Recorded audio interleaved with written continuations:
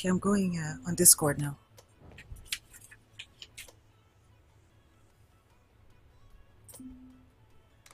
Okay, we are 20 seconds to go. We're also live on Facebook, Facebook Live by ODZ, Zwift Live by ODZ rather.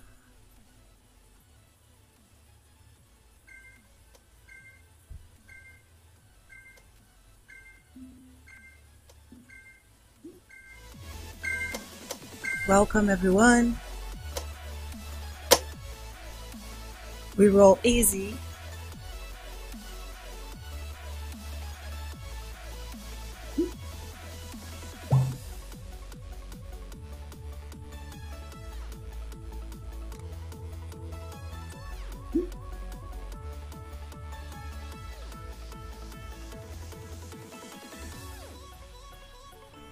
So we are at 1.5 to 2 watts per kilogram throughout the ride. Sometimes when we hit hills, we might go a tiny little above the 2.0 watts per kilogram, but really the goal of this ride is to keep it steady at 1.5 to 2. Thanks for joining.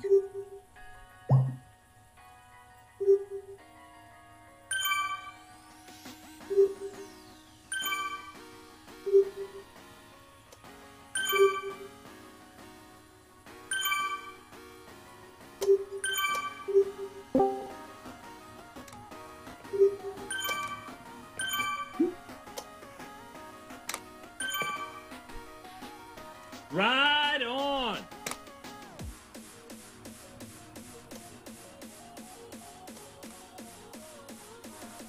And, well, good thing I had 1 cup of coffee so far. All right, so we are live also on Zwift Live by ODZ. Thanks everyone for joining. I recognize so many names. Great to have you.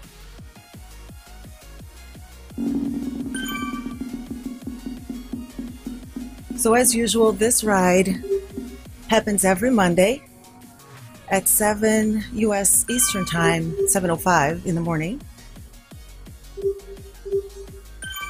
At about 12 o'clock UK time, 13 CET. And really the goal of the ride is to keep it steady, the leader will not chase. Perfect ride for warm-up, recovery, first-time riders, those of you new to group riding.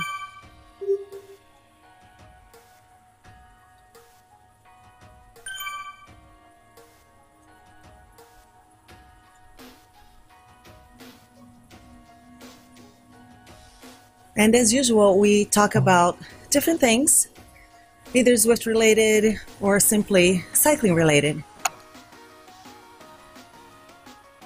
One topic that has been pretty popular in the last week has been workouts in general, and that's as a result of Zwift Academy. So many riders in Zwift enrolled in Zwift Academy, and you can see that's the triangle that you see next to people's names on the screen. That indicates that that person is enrolled in Zwift Academy. So let me just write one quick thing here to the group.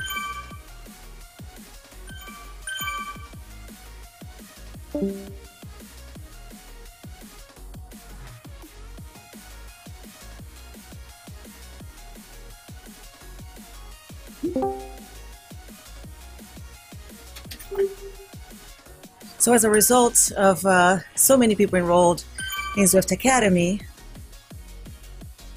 there has been many questions related to workouts in Zwift. And one of the questions that came up over and over was about erg mode. So when you select a workout in Zwift and you go to the menu, there's an option at the bottom of the workout that you can click to go into erg or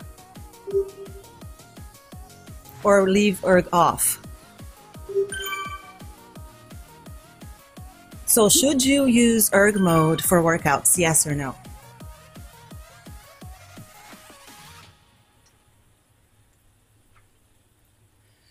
So let's go through some of the advantages of using erg. One of the advantages is it is, in general, easier to keep the prescribed power for the workout.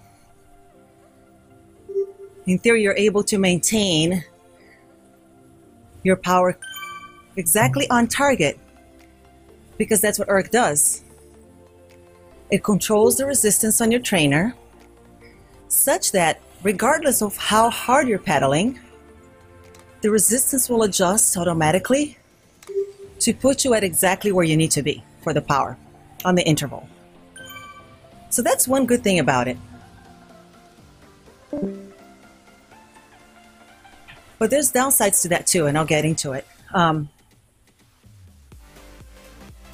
Erg mode is also good to use when you have a workout with a lot of variables, a lot of variety. So if you have a block where you have to go very air intensity very quickly, so 30 seconds at a certain percentage, followed by 50 seconds at something else, then 30 seconds again, then 1 minute, then up and down, up and down, up and down. Sometimes it's hard for you to be able to keep up with that by shifting gears. So erg is really helpful then.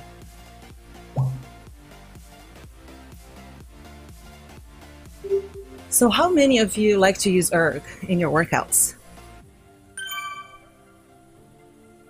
Absolutely. Cool. Do you use it all the time? Sometimes, depending on the workout? Today, I've used erg for every workout, but in the new Zwift academies, the sprints are a little bit challenging in erg mode, and I have ground almost entirely to a halt when I just couldn't hold the sprint power prescribed amount of time. And normally, most workouts, erg seems to be a good thing to have. That's an excellent point on the sprints. So that's the one thing about erg. If you have to go and do a sprint or an interval that is 10, 15 seconds long, and it's an explosive effort, it's going to be really difficult. One, because for you to ramp up to that power might take a while in erg. And two, if the power Ride on! prescribed is too high, so the sprints on the Zwift Academy is a perfect example. I did the workout number 5, which is extremely challenging. It's all about sprinting, and it's got 24 sprints at the end with 30 seconds rest in between. And those sprints are prescribed at 300%. 300% of threshold. That is one big number. A lot of riders cannot achieve 300% of threshold. And even if they can, chances are, if they're doing 24 in a row, they're not going to be able to always reach 300%. And if you're in erg, that's when you have the issue. And like you said, that's when you almost come to a halt. Right. So for workouts like that, it's better to be out of erg. The other possible trap for using erg all the time is finding yourself in riding at lower cadences. And you start doing it and perhaps not even noticing that you're doing it, then all of a sudden it becomes a habit. And you don't want that. So keeping an eye on that. And then you could say to yourself, well, when I'm out there on the road, there's no erg mode. So perhaps doing the workouts out of erg is going to be more closely aligned with the efforts that you do out on the road.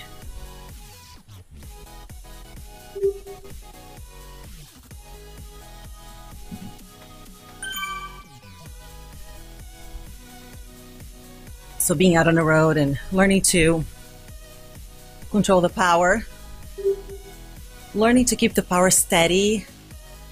For example, when you're on a climb,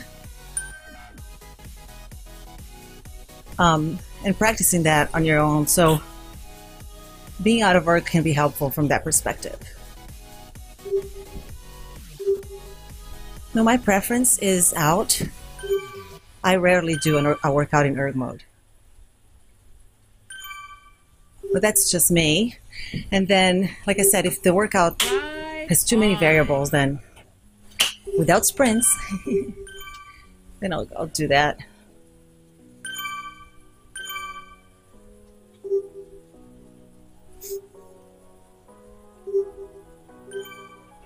So let me type that question in here.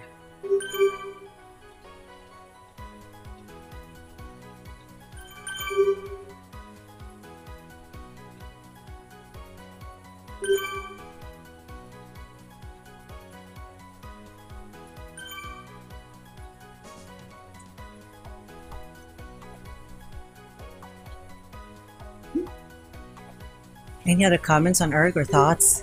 You're welcome to jump in anytime.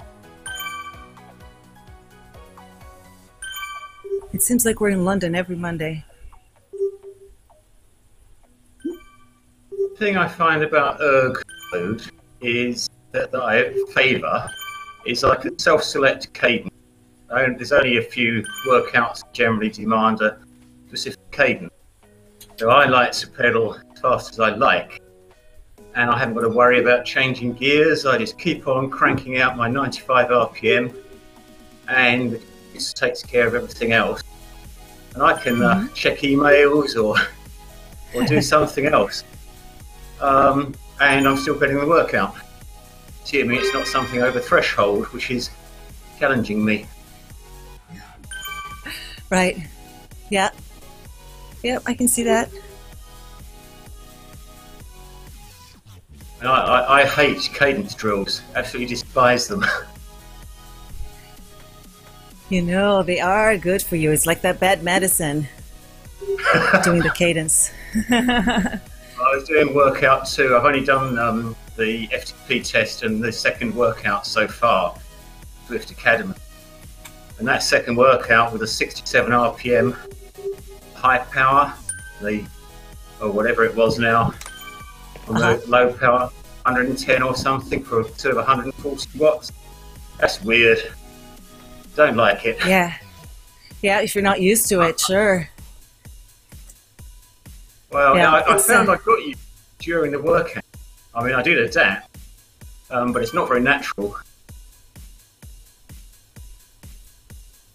So the prescribed cadence for that is 60 RPMs, 67? 67 on the high power. I mean, my FTP is 258. I was, I think, producing 220 watts at 67 RPM, which is a bit of a grind. And then 140 watts at whatever it was, 110, I think, which is like free spinning against no resistance. It's so easy, and you feel like, well, what's going on here? Very unnatural. Yeah.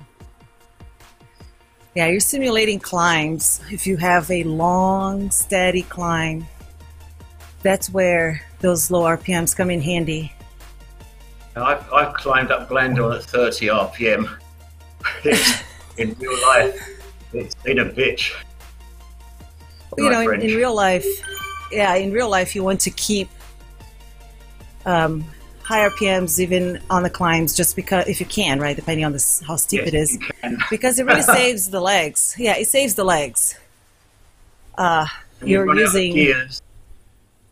Right. Yeah, then there's no gears and no energy.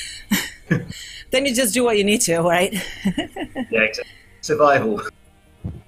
Right. So on the topic of erg and no erg and workouts and Zwift Academy workouts, the other concern that comes in is, well, what if I'm doing the workouts and I don't get all the stars? Is that terrible? Is that automatically going to put me at the bottom of the list? And the answer to that is, What matters is the actual intervals. So if you don't get a star for the warm-up because you're at lower power, or whatever reason, if you're not meeting RPMs, for any rest or warm-up or cool down, it really doesn't matter, right? Because those are not really part of the workout per se. Now, the intervals themselves, then that becomes more important.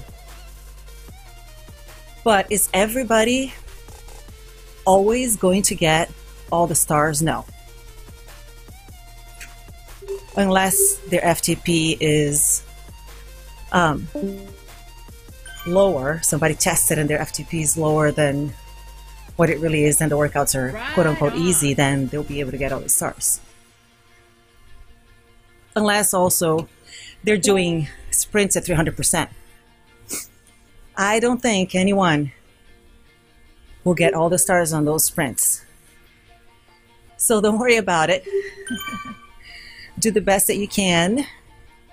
I don't think that the coaches of Zwift Academy have a sophisticated model pulling in all of the stars that people get, right? There's a lot of things to look at. Kurt made a comment here about the climbing within the high gear or high cadence. Yes, it saves the knees. That's very true. Going back to what you were talking about before. Yeah, so is there a Facebook page for Zwift Academy for men? Because the ladies have one. I'm just curious. We have a Facebook page. I'm not aware that it's men only. It's a general Team Dimension Data Strokes Academy page group. Okay. But I don't think it's exclusive. Friestedt join in.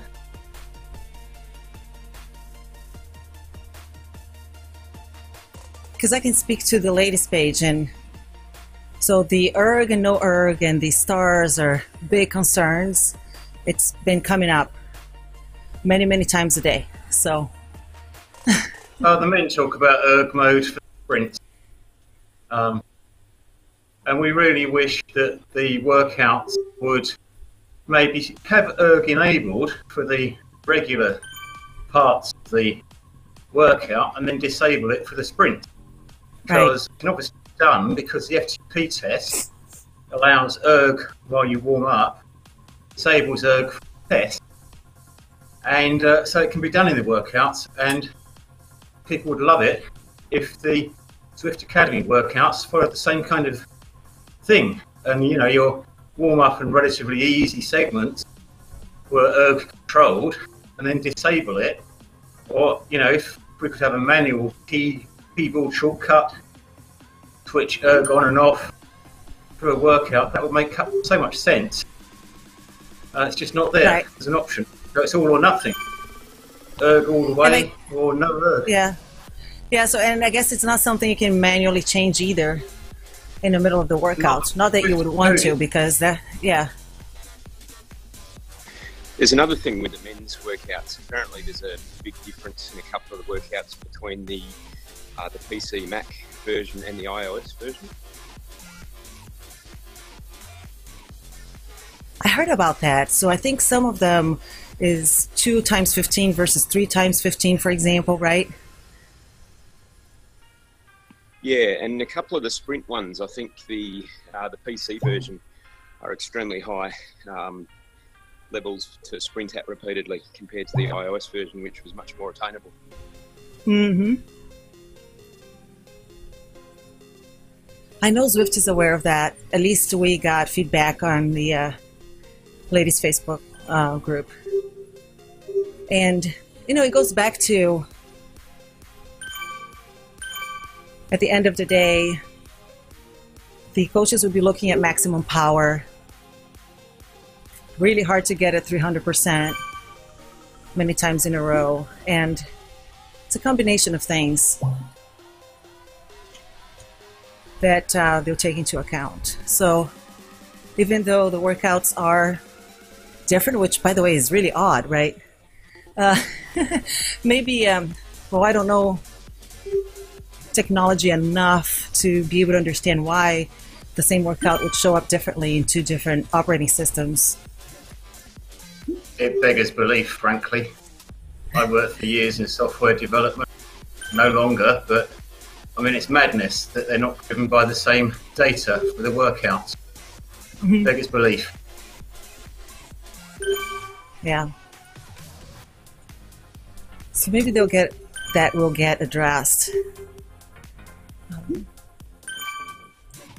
So more broadly, things that now in general, not just Zwift Academy,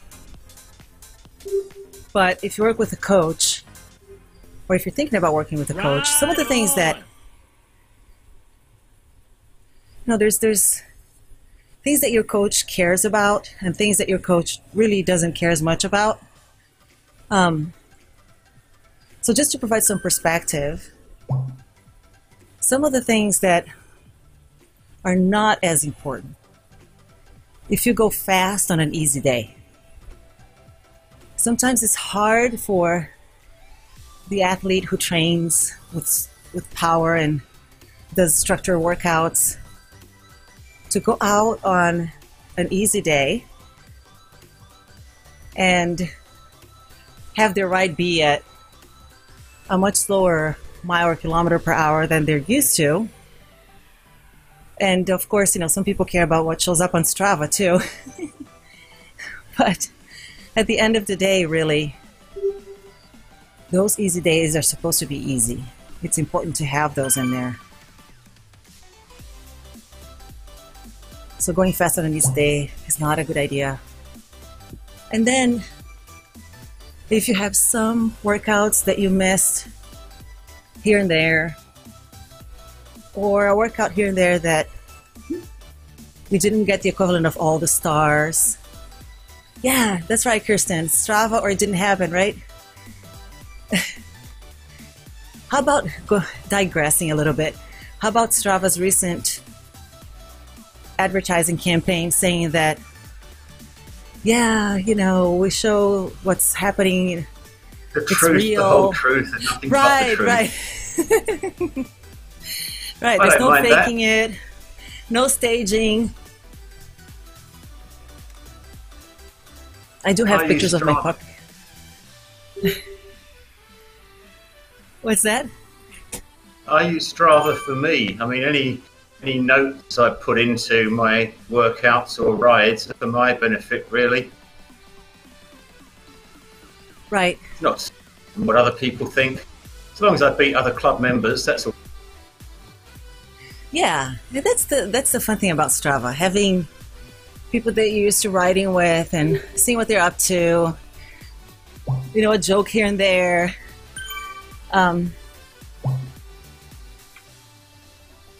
Yeah. With Zwift, gosh, I used to have only people that I used to ride in real life in Strava, and now so many people that I met in Zwift, which is great. And I'll give an example. It's not just about workouts and rides. When I lost my first dog 5 months ago, I just had a tough ride. I just posted something about that and with a picture of my dog and saying how much I was going to miss her. And one of my Strava friends, he's actually on Discord today, who is a vet. He gave me some nice words of encouragement, and that was really nice, And then I got a new puppy, and then the picture was out there, and hey. So it's not it's not a Facebook thing, but it's sort of like you're following people and you end up knowing a thing or two about them, which is cool. And then you know about their events, or maybe they had something going on and they couldn't ride for a while. So it's yeah, there's all of those things about being on Strava. There's also eyeing the competition. If you're going to a race like the CVR World Cup that I'm going this weekend in Paris, I've been doing some Strava stalking on files from racers that will be there. Most titles for me on Strava are for laughs. That's Friestedt, yeah. Yeah, titles are good. But it's Playing around like with those. clickbait, isn't it? You put It an is. amusing title on, or something provokes attention. Say Right, and club then you go in ride, there. Mm-hmm. put a normal Yeah. title, and no one really cares. But you put something amusing, Right, it's going to get people to click. right. Maybe you get a kudos for it. Kudos for the title, if not the ride. Exactly. Or like I said, the picture of my puppy. There you go. There you go. Right, right, Your most popular ride ever. right. The ride was like nothing to be memorable or anything. Yeah, so going back to what your coach doesn't really care about. So, missing workouts here and there happens to everyone. You go a little longer, a little shorter than the prescribed duration, that happens. As long as these things are not constantly happening every week, etc. If you need tweaks to your plan, because there's a lot of things outside of cycling that will interfere with your schedule. And if you have a bad workout, those happen too. Of course, it's good to enter comments if you use Training Peaks. It's great to enter comments in there so your coach has an idea. If your bad workout is because your legs are completely tired despite the numbers saying that you should be fresh, that goes back to stress factors that affect your performance on and off the bike, or stress coming from other than workouts, bad night's sleep, something else that happens. So those things are good to enter in the comments. But again, you have a bad workout for no reason, maybe, that's fine. Don't have to worry too much about that. Now, when things start to matter is if you're missing a lot of workouts. So keeping your coach updated as to what's going on, why you're missing these workouts, instead of just going out there and not doing them. If you have a flat line on a key workout, that's something the coach is going to want to know about and understand. And Kurt's saying master riders need more rest. True. Very true. It takes longer to recover the older you are. And believe it or not, your coach also wants you to have fun and be enjoying what you're doing. Because at the end of the day, if you're not, then what's really the point?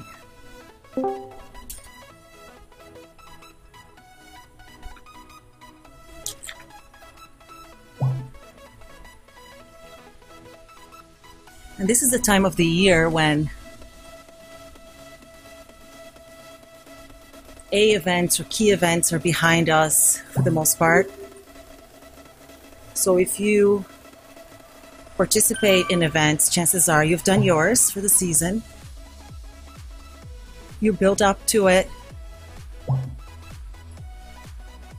And now that the outdoor season is coming to an end, at least for those of us in the Northern Hemisphere,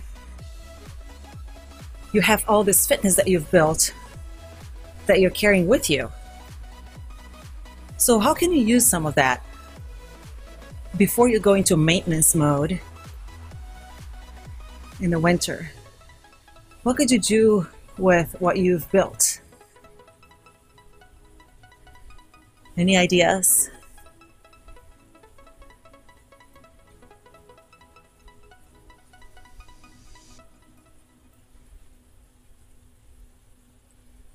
I think this is a good time to try something new.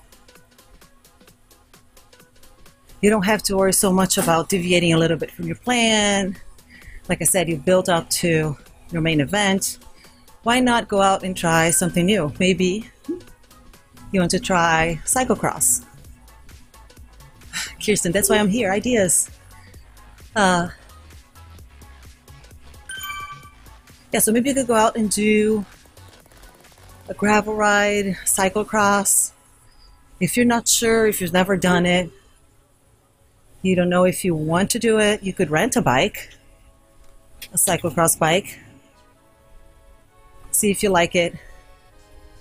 The fun thing about getting into that is you don't have to worry about cars. You're in a trail somewhere in the middle of the trees. Just great. It feels great, especially in the fall. The other thing you could do with that fitness that you build, maybe go do a century or two that you wanted to do, but with your teammates or people that you ride regularly with, but you didn't. You sacrificed that to honor your training. So you can do that now.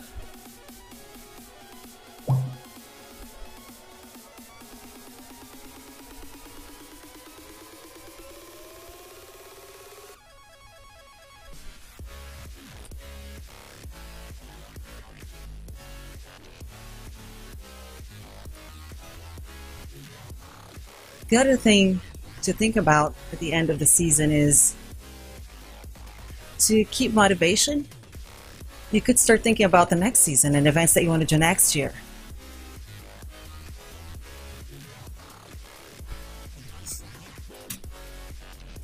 And then you say to yourself, okay, that's my long-term goal. Let's say you have a 200-mile ride that you want to do next year. What can you do today so you can start getting ready for that?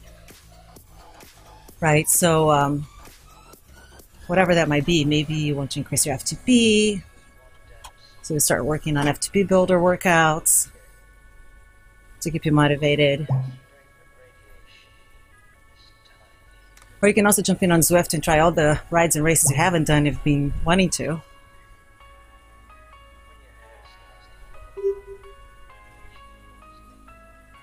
You could also work on getting to the weights that you want to be at. You know how during high season we need lots of calories for all the demands of training. And so when the season comes to an end and you start to transition, if you change your diet to lose weight and your performance suffers a little bit, it doesn't matter as much because you don't have that big event ahead of you anymore.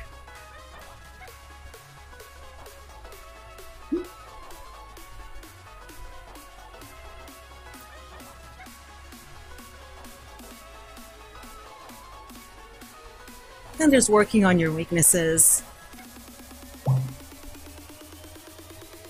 whether that be sprinting, pedaling drills that people love, right? That we just talked about. Yeah.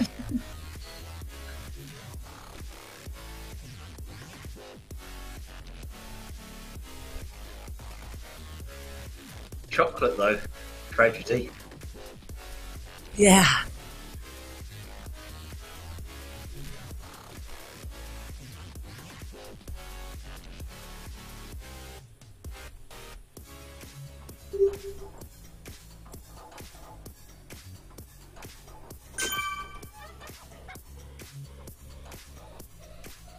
And perhaps with transitioning to a maintenance phase, there's the opportunity to cross-train some more.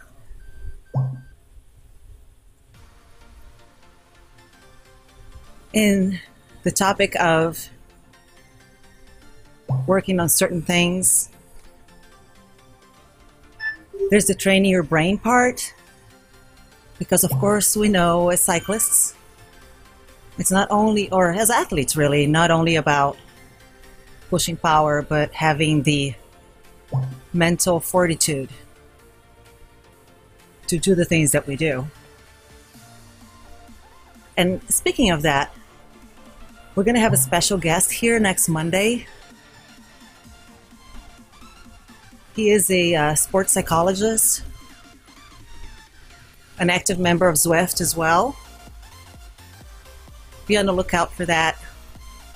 I'll publish some more details about it, but we'll have him as a guest speaker for the next Chat and Chill. That's the 18th of September. Would love to get some questions ahead of time from everyone, so I can ask him, or you can just join in and ask on the fly. That's fine too. That's the whole goal, right, of having him join. So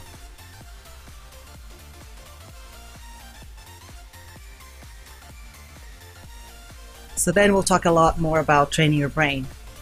But one of the ways you can train your brain while also gathering benefits for your joints, etc., is yoga. And I've been practicing it for about 13 years now. But why is it that yoga is good for cycling? I'm not going to get into, we know there's, or at least most people know, there's benefits of stretching and stability and core stability for avoiding injury, for balancing the body, etc. But thinking about the mental side of it. If you've practiced yoga, you know that it is a moving meditation. What does that mean? It means that you're training your brain to let go of any thoughts and just live in the moment, while at the same time holding a pose. Yeah, without thinking, oh my God, I'm going to fall. You try to just twist yourself into a pose and clear your mind. Let everything go. The similarity of that with cycling is when you're in a race or a very long event, or you're riding by yourself, having that feeling that you're just there in that moment. It's what some refers to as the zone. So you're in the zone. You train your brain quite a bit through yoga to be in the zone more often.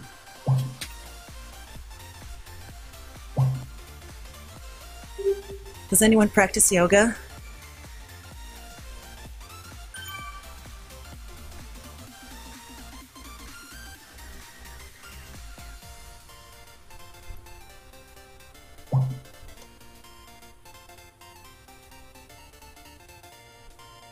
Crickets.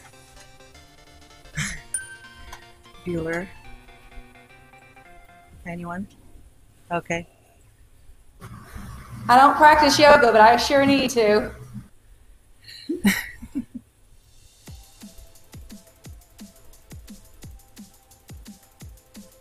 So there's one way of starting it. There is an app called Yoga Glow, and it's very easy to use. So you can start with 10 minutes a day. You can choose the length of what you want to do. 10 minutes, 15 minutes, 20, an hour. So you start with 10 minutes. And really, everybody has 10 minutes, right? If you have time to ride, you can carve out 10 minutes. And you do it at home. And you start training your brain that way. And maybe you get into it. And then from there, you might go to a yoga studio someday.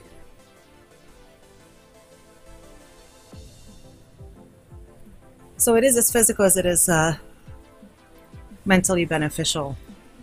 In fact, there's an article that I read that said that one-legged poses in yoga help with bike handling, especially cyclocross, mountain bike.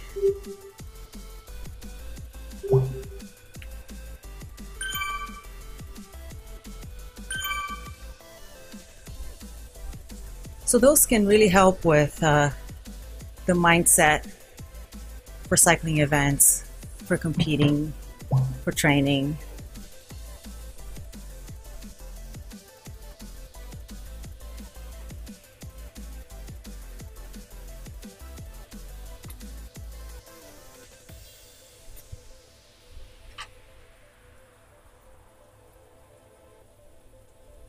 Okay, so not many of you do yoga. How about any other cross training? Anything off the bike? Yeah, I walk the dog. Okay. That's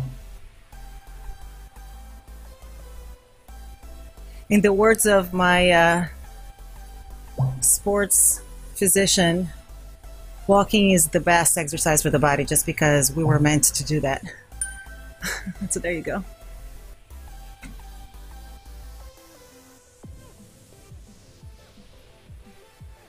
How about strength training? that will mainly be getting out of bed or climbing the stairs.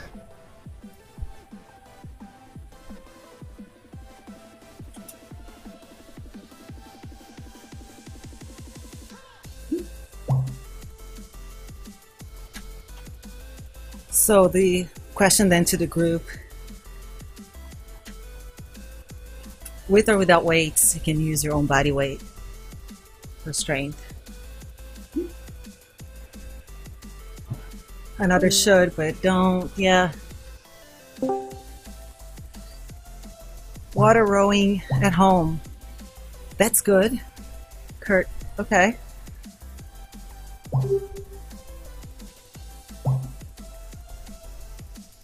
That's another one you could do at home. So here is another thought to encourage some strength training. If you cycle a lot, if you're a person who spends a lot of time on the bike,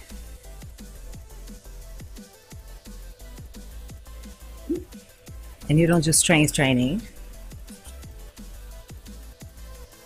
you might actually have lower bone density than other people. More specifically, bone density on your spine, your pelvis, your hips, and your neck. And that's as a result of sitting on the bike.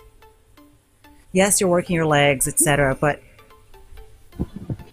you're not having weight training, which, as many of you know, you need to have resistance and weight to stimulate bone growth. And if you don't have that, then you're actually losing bone. And there's a study actually that compared long endurance cyclists, so again, somebody who cycles a lot, with a population of non-athletes. And the cyclists had lower bone density than the non-athletes. So really something to take into account. Again, just thinking about bone density, there's also the other advantages of strength training, core stability, joint protection, and just being strong overall on the bike.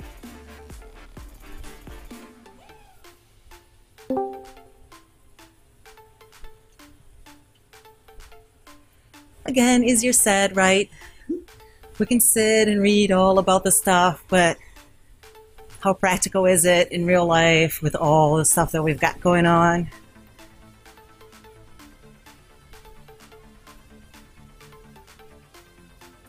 It's not like we sit around and ponder about the next workout all day. Or maybe you do, I don't know. But yeah, having the time to do it all. But I think the way to look at it is in the winter months, you're not training as many hours because it's just not sustainable to maintain a high season training plan year round. You need to take that down over the winter. It's just part of the cycles to get your body to recover and be ready for the next season. So if you think of it that way, and your hours on the bike are fewer in the winter, then you can take a couple minutes here and there and do some other things at home.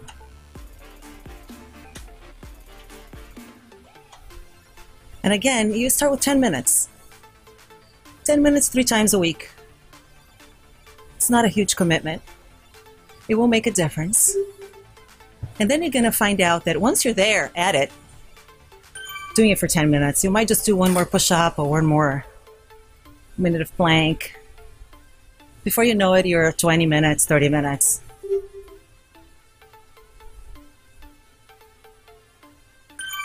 Kurt's saying simple dumbbell and bench is good. For strength, yep. Lunges hurt with dumbbells. Yeah, some joint issues can pop up, like knee issues. There's modifications for workouts and everything. Yeah, just something to keep in mind. I think about quality of life as I age. I want to be able to go grocery shopping and carry my bags when I'm older.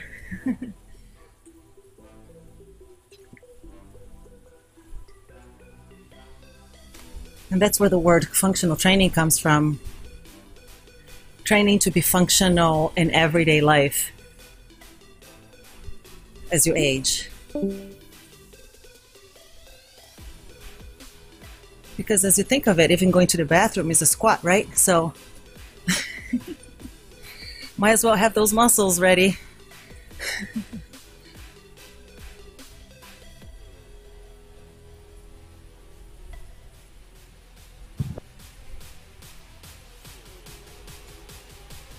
I think we have a little bit of a split in the group here. Not too bad. I've been keeping pace between 1.5 and 2.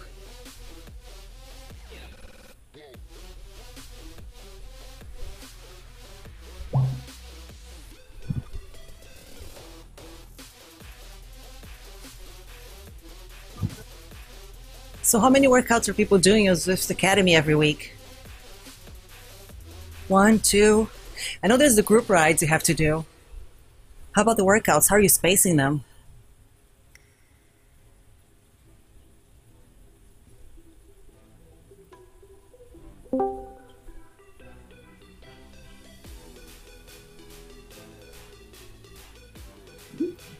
So I am with the Zwift Academy. The only thing is I've had flu for 3 weeks and haven't been on my bike.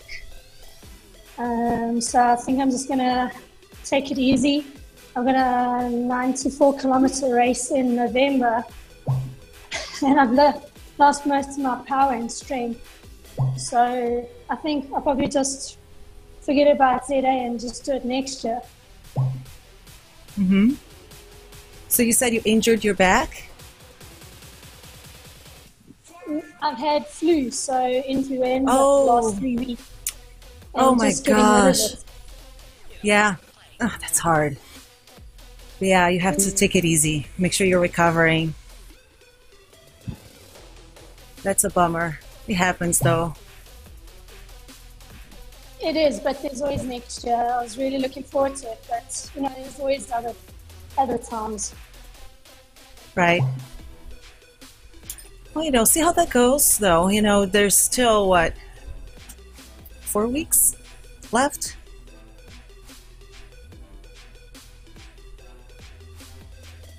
And I'm going to get that Yoga Glow app on my iPhone to see how it goes.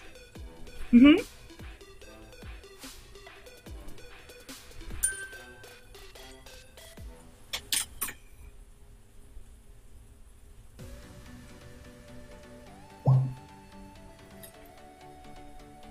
But even if you don't, if you're not able to do all the workouts and everything, it'd be great to stick to it. It's a great group. You learn from it. You get motivation.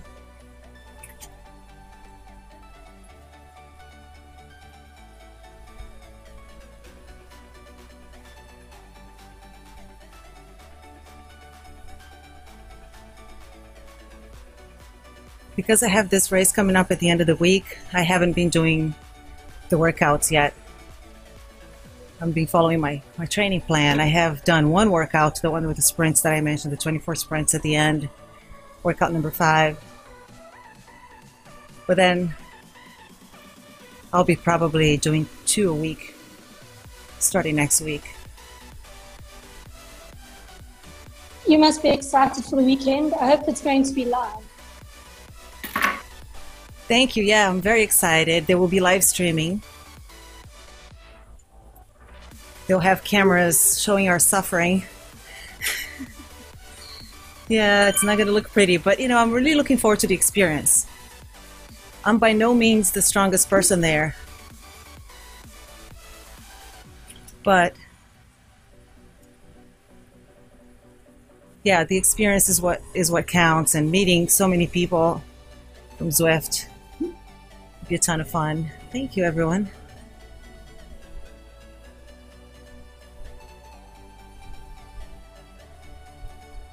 We have something new this time around, which is Cycle View. You can select the riders you want to follow.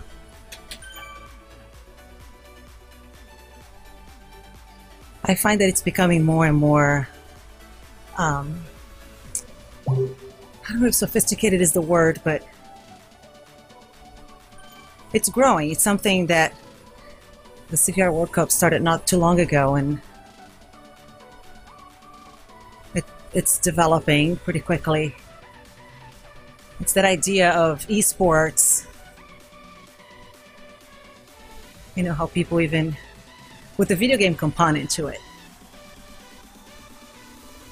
How there's big crowds gathering to watch people play video games. So this is one of them, I guess.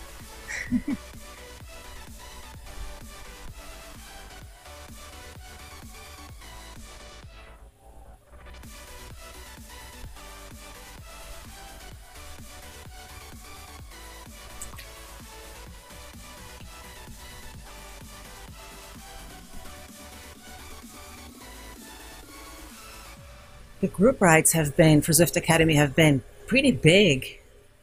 I look at the event modules and I see some of them have over 100 people on them.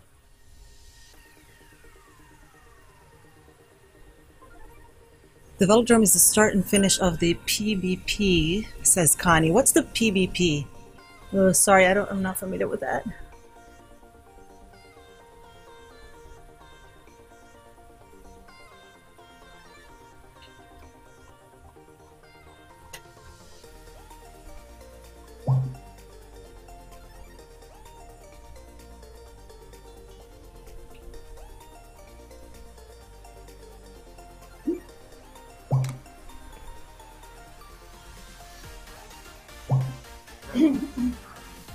The PVP is the Paris-Brest-Paris ride.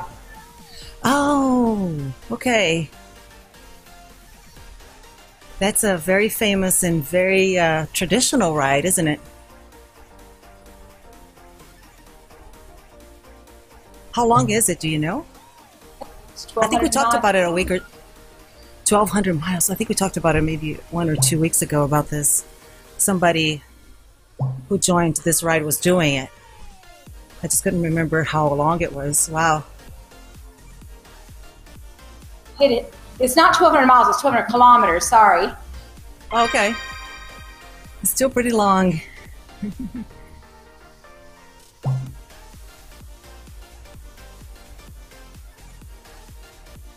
Okay. It's called the granddaddy of all rides. Gotcha.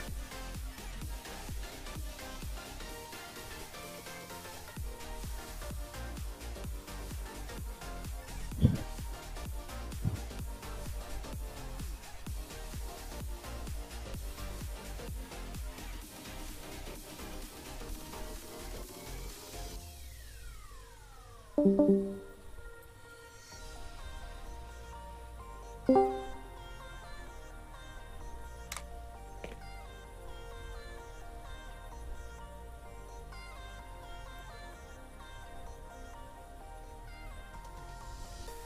typing here for people who are not on Discord about next week.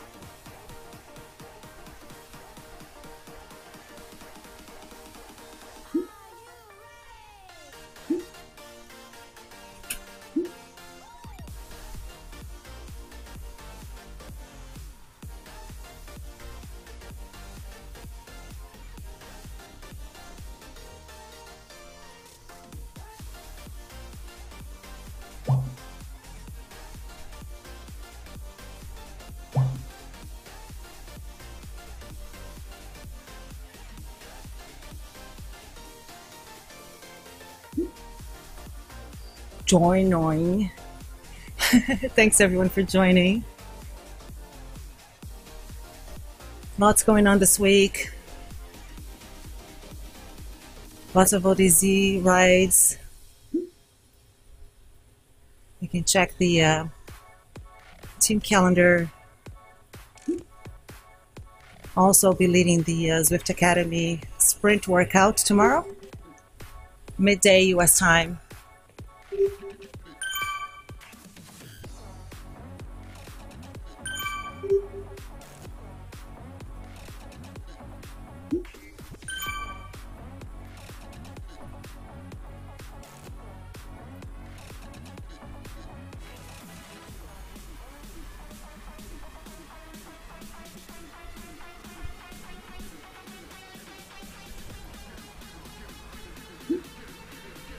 Thanks to those of you on Discord too for participating, listening in, commenting.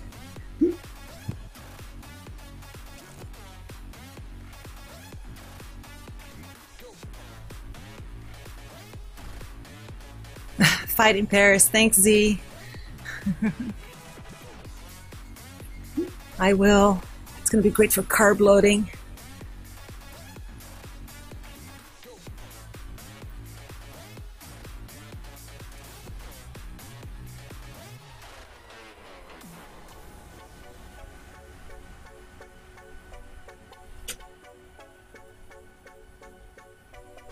Then, as usual, if you have any additional topics that you want to cover in future rides, if you want me to bring anything, let me know.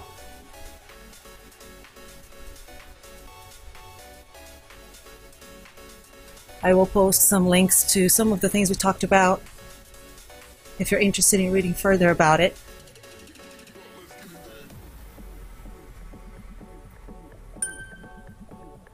Just a couple of articles. Nothing big, nothing fancy, no treatises. Some references.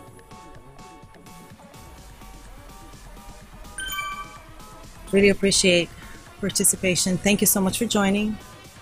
We'll be back next week. Zwift Racing Tactics, Connie. Okay. I'll have some of those. Maybe I'll cover CVR and racing tactics together.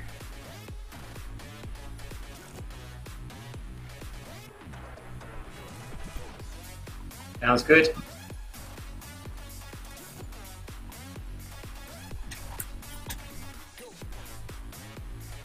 Good luck for the weekend. Thank you so much.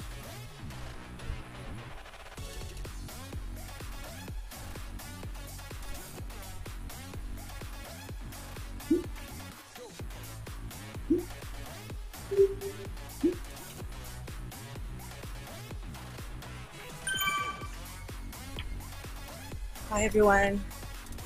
Cheers, guys. Thank you. Bye. Bye-bye. Bye all. Bye. Goodbye.